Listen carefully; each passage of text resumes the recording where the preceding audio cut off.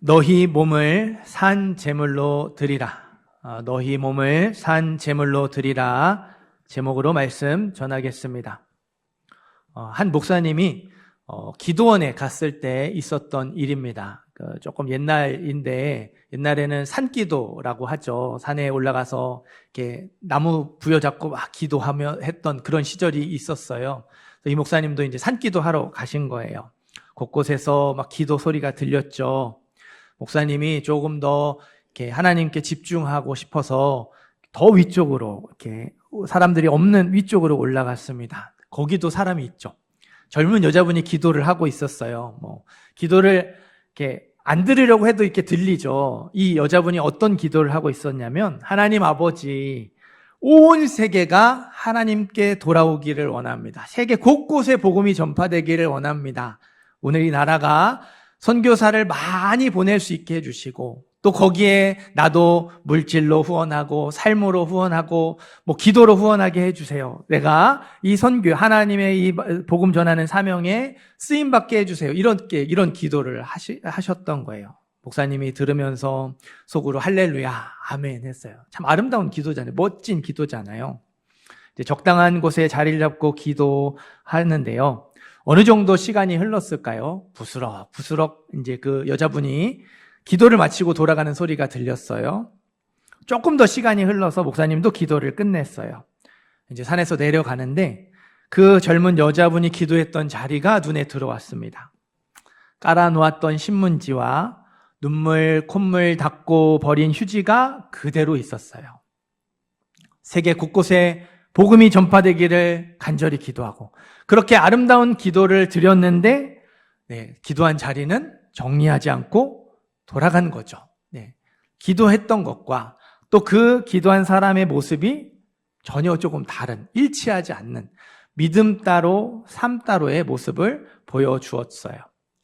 저와 여러분이 함께 읽은 말씀 로마서 12장 1절은 이렇게 말하고 있죠. 너희 몸을 하나님이 기뻐하시는 거룩한 산 제물로 드리라. 이는 너희가 드릴 영적 예배니라.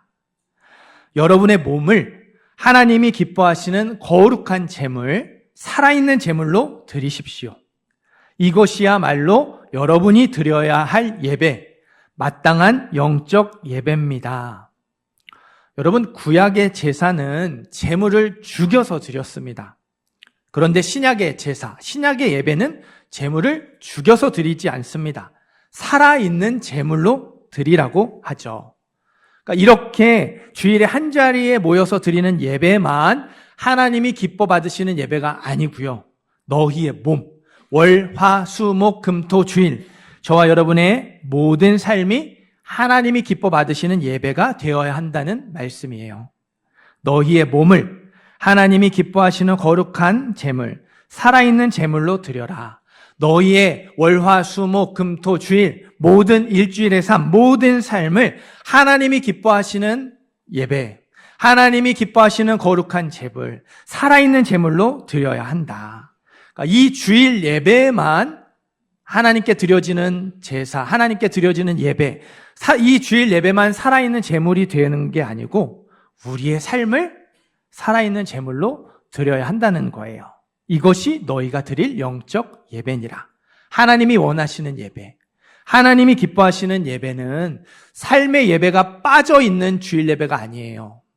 삶의 예배가 포함되어 있는, 지난 일주일의 삶이 들어가 있는 주일 예배를 하나님이 원하시고 하나님이 기뻐하십니다. 여러분, 예배와 삶은 하나예요. 믿음과 삶은 하나입니다. 예배 따로 삶 따로, 믿음 따로 삶 따로 분리되어 있지 않아요. 서로 연결되어 있고 하나입니다. 하나님이 우리 예배를 받으실 때요, 이 자리에서 드리는 찬양과 예물, 결단의 고백만 받으시는 게 아니에요. 지난 일주일의 삶과 함께 우리 예배를 받으세요. 지난 일주일의 삶과 함께 이 자리에서 드리는 찬양을 받으시고, 지난 일주일의 삶과 함께 우리가 드린 예물을 받으시고, 지난 일주일의 삶과 함께 우리가 드리는 결단의 고백을 받으시는 거예요. 그렇기 때문에요, 이 자리에서 마음을 다해 찬양하고 정성껏 예물을 드리고 눈물로 결단의 고백을 드릴지라도 하나님이 우리 예배를 기뻐하지 않으실 수 있어요. 지난 일주일의 삶이 하나님 없는 삶으로 가득하다면, 지난 일주일의 삶이 불순종과 죄악으로 가득하다면 하나님이 이 자리에서 드리는 우리 예배를 기뻐하지 않으실 겁니다. 우리 성경 맨 앞으로 가셔서 창세기 4장을 우리 펴보겠습니다. 창세기 4장 3절에서 7절입니다.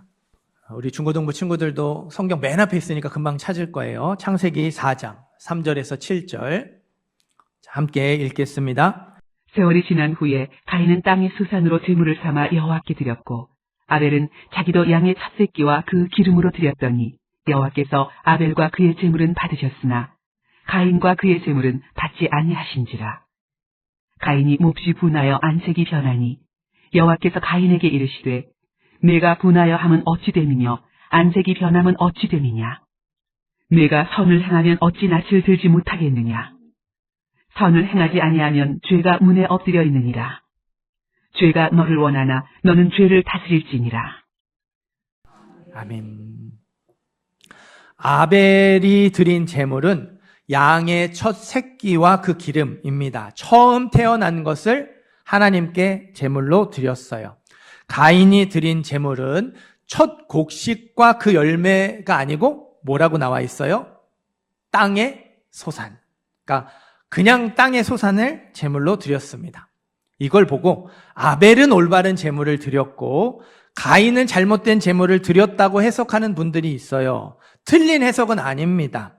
하지만 제물이 잘못되었기 때문에 아벨의 제사는 받으시고 또 가인의 제사를 받지 않았다고 할 수는 없어요. 그게 정확한 이유라고 할 수 없습니다. 정말 그랬다면요, 성경은 하나님 여호와께서 아벨의 제물은 받으셨으나 가인의 제물은 받지 아니하신지라 이렇게 기록되어야 맞아요.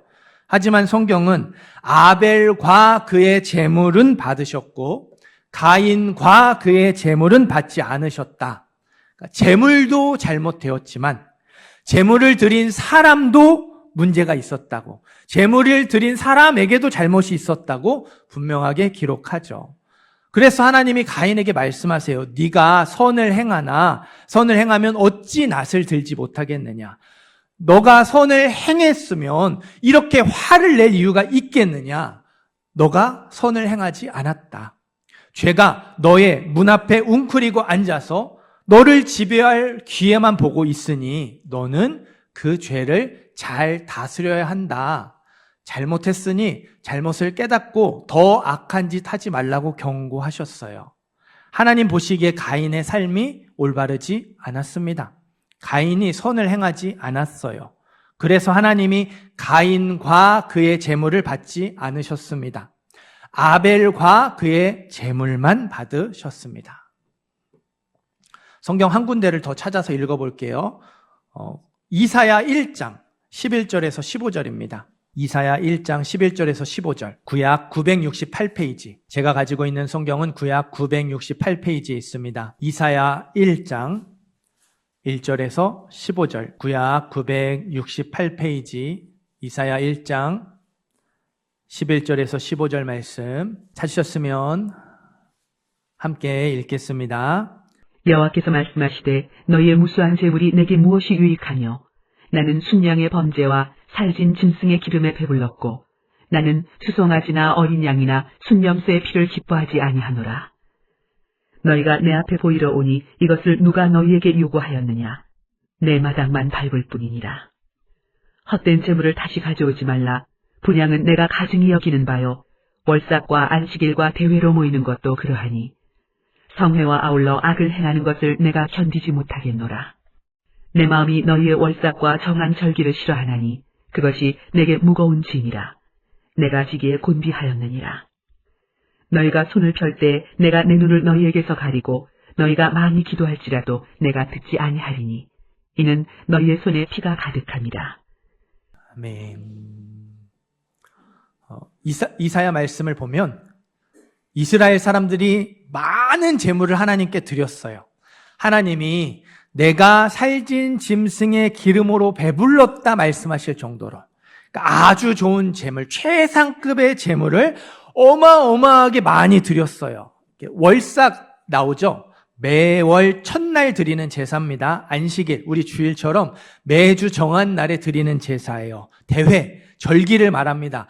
3번 절기가 있었는데요. 이 절기는 안식일부터 다음 안식일까지 최소 8일입니다. 우리로 치면요. 주일 예배를 한 번도 빠지지 않으면서 매월 1일에 예배 드리고요. 거기에 8일짜리 수련회를 3번 참석하는 거예요. 이게 당시 이스라엘 사람들이 기본적으로 드렸던 제사예요. 맥시멈이 아니고 미니멈, 최소입니다. 여기에 개인적으로 드리는 제사까지 포함하면 얼마나 많은 제사를 드렸겠어요. 그런데도 하나님이 이스라엘의 제사를 기뻐하지 않으셨습니다. 너희가 나를 만나러 오는 것이 아니라 성전 마당만 밟고 간다고, 얼굴 도장만 찍고 가는 거라고 말씀하셨어요. 내가 너희의 제사를 견디지 못하겠다고, 싫어한다고 말씀을 하셨죠. 너희가 드리는 제물은 헛된 제물이며 나에게 무거운 짐이라고 말씀을 하셨어요. 너희가 손을 들고 기도할지라도 내가 두 눈을 질끈 감고 보지 않겠다고, 두 귀를 막고 듣지 않겠다고 말씀하셨습니다. 성회와 아울러 악을 행하는 것을 내가 견디지 못하겠노라. 이스라엘 사람들의 생활이 악했기 때문에, 일주일의 삶이 악했기 때문에 그렇습니다. 이는 너희의 손에 피가 가득함이라. 이스라엘 사람들의 손에 제사를 드리러, 하나님께 예배 드리러 오는 그 손, 하나님께 예물을 드리는 그 손에 다른 사람들의 피가 가득했기 때문에 하나님이 그 제물, 헛된 제물, 내가 그거 싫어한다, 받을 수 없다 말씀하셨어요. 다시 말씀드립니다. 예배와 삶은 하나예요. 믿음과 삶은 하나입니다. 하나님이 우리 예배를 받으실 때 지난 일주일의 삶과 함께 우리 예배를 받으세요. 이 자리에서 마음을 다해 찬양하고 정성껏 예물을 드리고 눈물로 결단의 고백을 드릴지라도 하나님이 우리 예배를 기뻐하지 않으실 수 있어요. 지난 일주일의 삶이 하나님 없는 삶으로 가득하고 불순종과 죄악으로 가득하면 하나님이 우리 예배를 기뻐하지 않으십니다. 너희의 몸을, 너희 일주일의 삶을 하나님이 기뻐하시는 거룩한 제물, 살아있는 제물로 드려라. 이것이 너희가 드릴 영적 예배니라. 삶의 예배가 빠져있는 주일 예배를 드리는 것이 아니라 삶의 예배가 포함되어 있는, 삶의 예배가 들어가 있는 이 주일 예배를 드리는 저와 여러분이 되기를 간절히 소망합니다. 로마서 말씀으로 다시 돌아오겠습니다. 로마서 12장 2절, 로마서 12장 2절 함께 읽겠습니다. 너희는 이 세대를 본받지 말고 오직 마음을 새롭게 함으로 변화를 받아 하나님의 선하시고 기뻐하시고 온전하신 뜻이 무엇인지 분별하도록 하라. 아멘. 로마서 12장 2절에 따르면 삶의 예배는요, 2가지 모습으로 나타납니다. 첫 번째는 세상을 본받지 않는 모습으로 나타나고요. 두 번째는 하나님의 뜻을 분별하는 모습으로 나타나요. 간단하게 살펴보겠습니다. 지난 주일에도 말씀을 드렸어요. 세상에는 흐름이 있어요. 미디어, 여론, 유행, 온갖 방법을 동원해서 세상이요, 우리를 특정한 방향으로 흘러가게, 특정한 방향으로 몰아갑니다. 있는 힘껏 거기로 갈 수 있도록 끌어당기죠. 이거 우리 친구들은 이거를 비가 엄청 많이 와서 이 빠른 속도로 이렇게 흘러가는 강물을 떠올리면 좋을 것 같아요. 그게 세상의 흐름과 비슷해요. 그래서 우리가 특별히 잘못하지 않아도, 죄를 짓지 않아도 하나님과 멀어질 수 있다고 말씀을 드렸죠.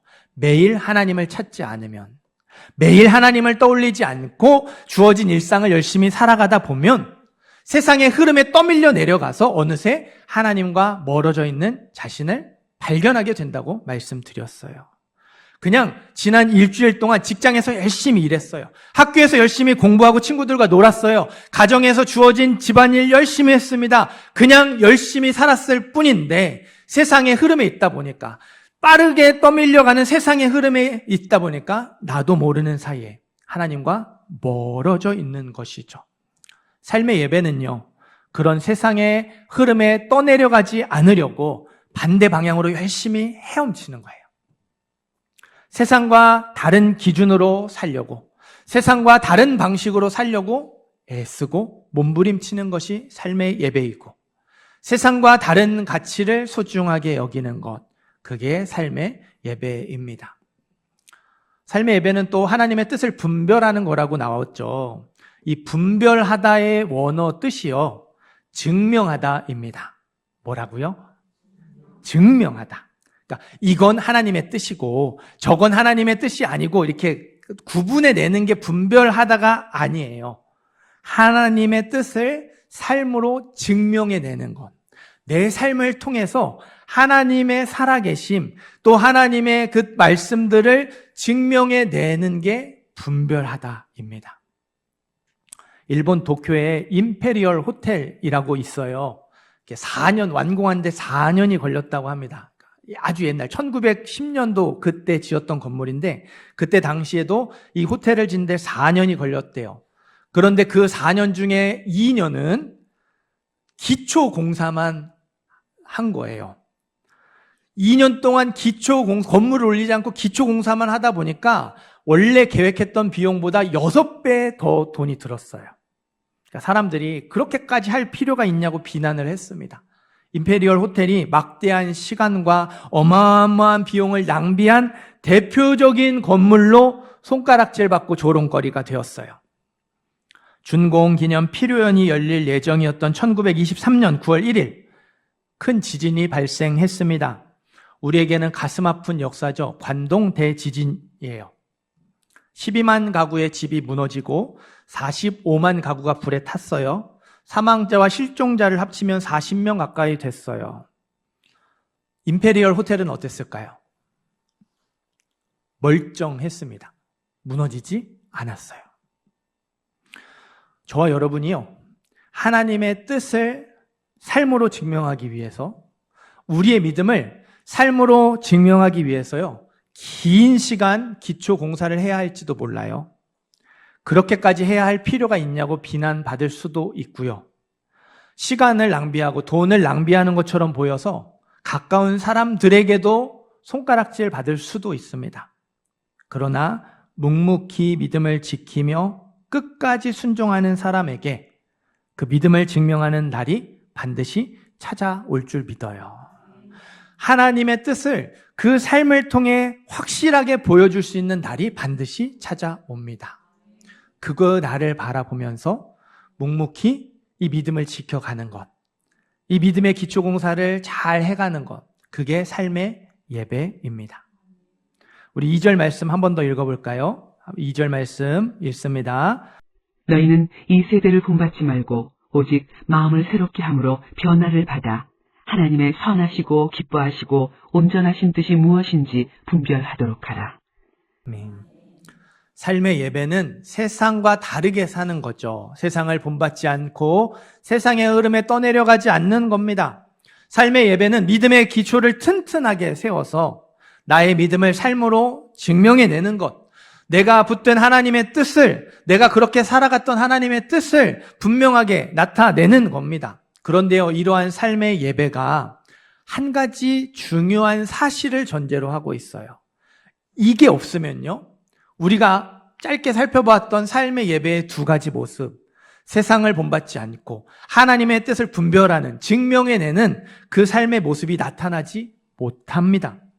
삶의 예배를 시작하게 하는 중요한 사실 한 가지, 그게 어디 있냐면요, 너희는 이 세대를 본받지 말고와 하나님의 선하시고 기뻐하시고 온전하신 뜻이 무엇인지 분별, 증명하도록 하라, 그 사이에 있어요.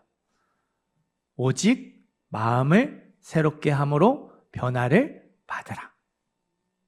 우리의 마음에 근본적인 변화가 일어나야지, 그래야 삶의 예배를 드릴 수 있습니다. 미국의 일리노이 대학에서요, 재미있는 실험을 했어요. 대학 농구팀 선수들을 불러다가 A, B, C 세 그룹으로 나눴습니다. A 그룹 선수들은 계속 하던 대로 슛 연습을 계속 열심히 하게 했어요. B 그룹 선수들은요, 아예 훈련을 안 시켰습니다. 한 달 동안 푹 쉬라고. 그리고 C 그룹의 선수들은요, 하루에 딱 30분만 이미지 트레이닝을 시켰어요. 마음속, 머릿속으로 슛하는 모습을 떠올리게 하고 그 슛이 이렇게 득점에 성공하는 그 모습, 그런 자세, 그러면서 그런 장면들을 계속 머릿속으로 이렇게 떠올리는 이미지 트레이닝을 하도록 30분만 그렇게 하도록 시켰어요. 한 달이 지났습니다. 어떤 결과가 나왔을까요? 당연히 꼴찌는 B그룹 선수들, 아무것도 훈련을 안 한 B그룹 선수들이 꼴찌였습니다. 놀라운 건요, A그룹 선수들과 C그룹의 선수들의 슈팅 성공률이요, 똑같이 25%씩 향상이 되었어요.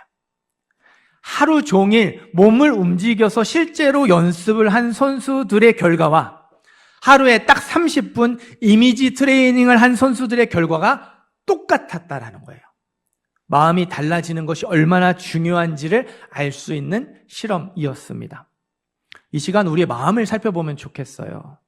정말 내 안에 하나님의 뜻대로 살기 원하는 마음이 있는지, 정말 내 안에 하나님을 사랑하는 마음이 있는지, 정말 내 안에 삶을 통해서 믿음을 증명하고 싶은 간절함이 있는지 스스로에게 질문해 보시기를 바라요. 나의 마음은 어떠한지, 나의 마음은 정말 새롭게 함으로 변화를 받았는지 살펴보시기를 바랍니다. 생각보다 많은 그리스도인들이요, 마음의 변화 없이 신앙생활합니다.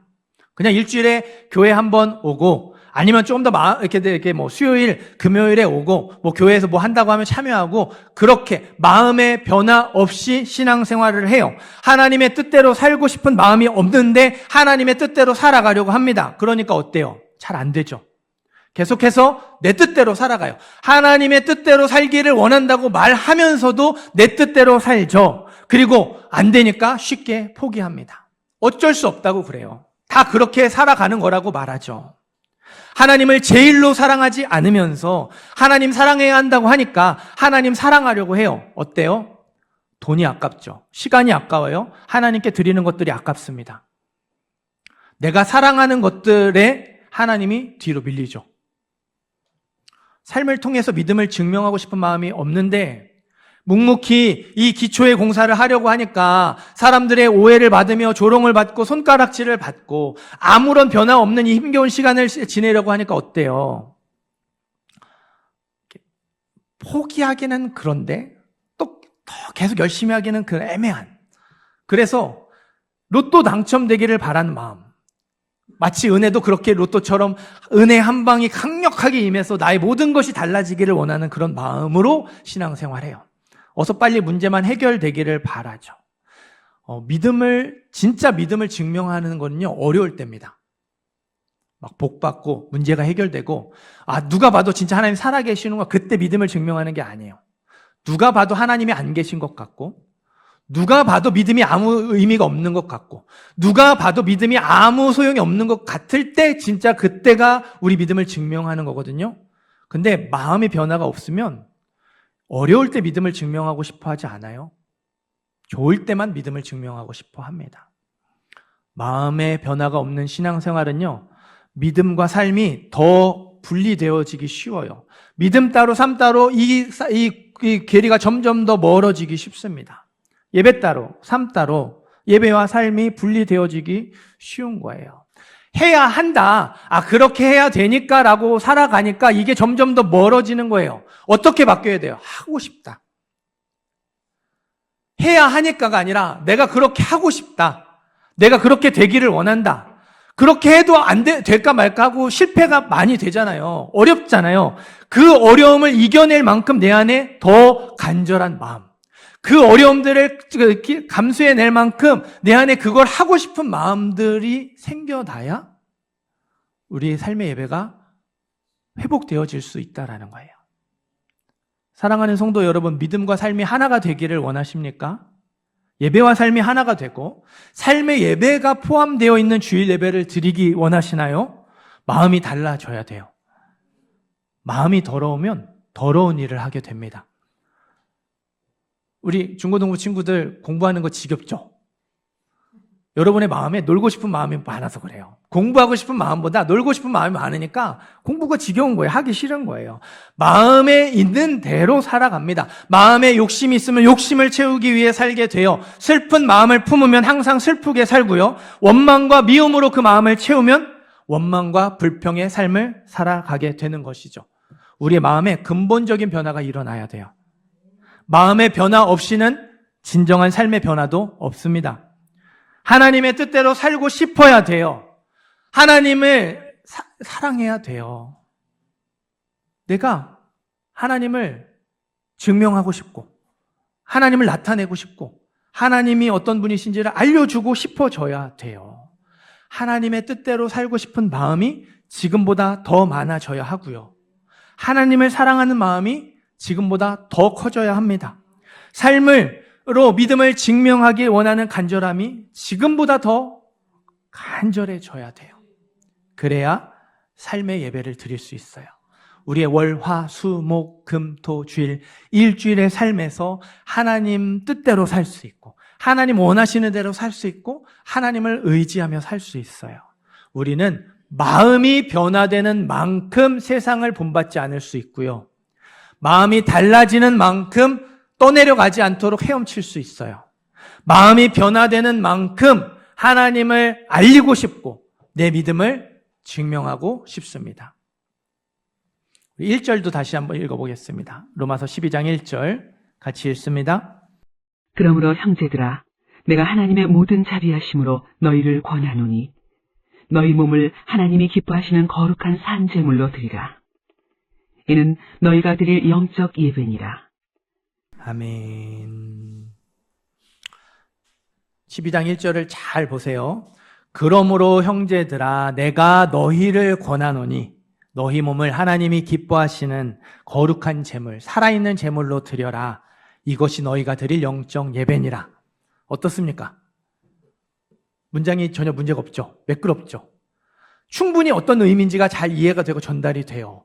내가 너희를 권하노니 너희의 몸을 하나님이 기뻐하시는 제물로 드려야 돼. 그게 우리가 드려야 할 진정한 예배, 하나님이 기뻐하시는 예배야. 충분히 전달이 돼요. 근데 바울은 거기에 한 가지 표현을 더 넣었죠.